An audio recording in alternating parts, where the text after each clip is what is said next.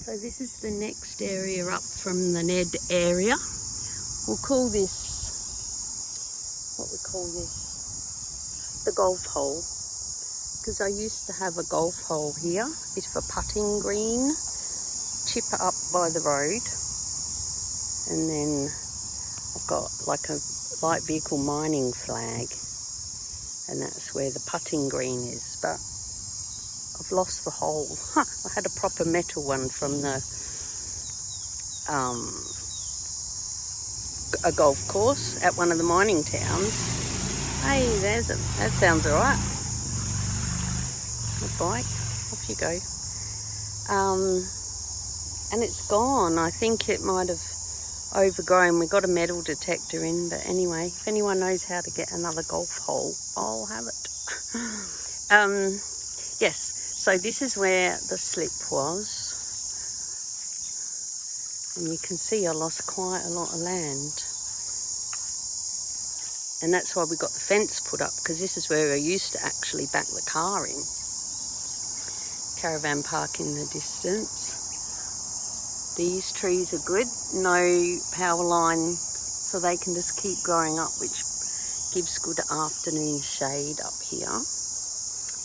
And there's lots of vines here. There's a couple of palms back there. And this is a native that I bought.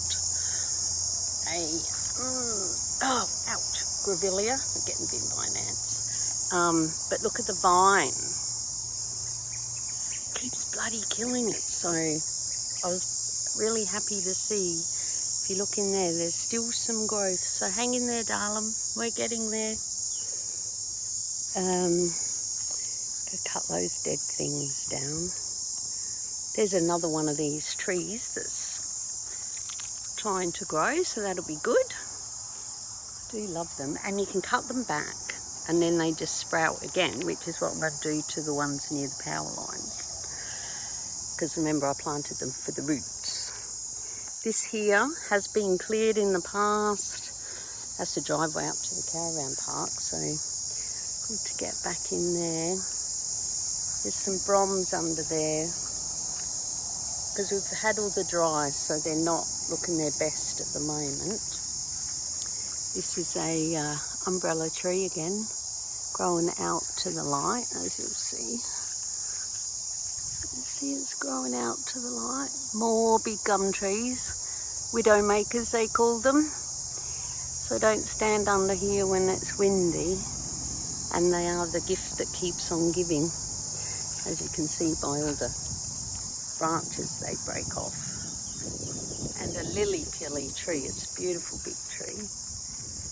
More broms and frangipanis.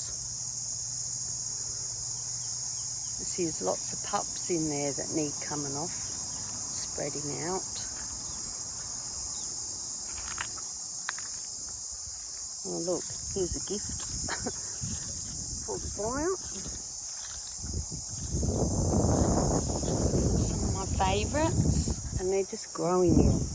Like, look at that, that's just rock fill. So they've been there for years to get to that. I call these Rogers.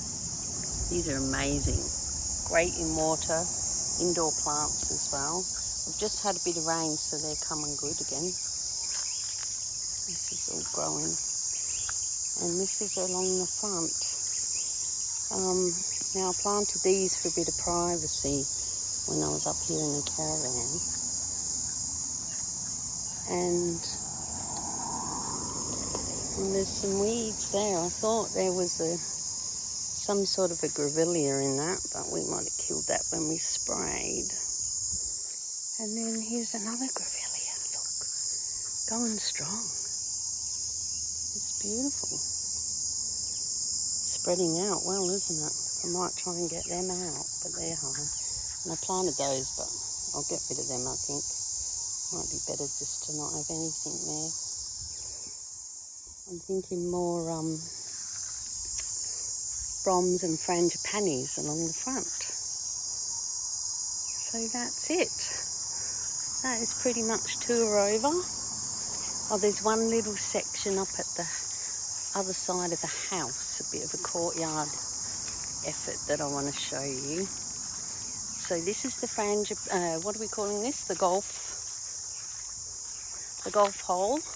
We call this the 18th green, perhaps. This is Ned.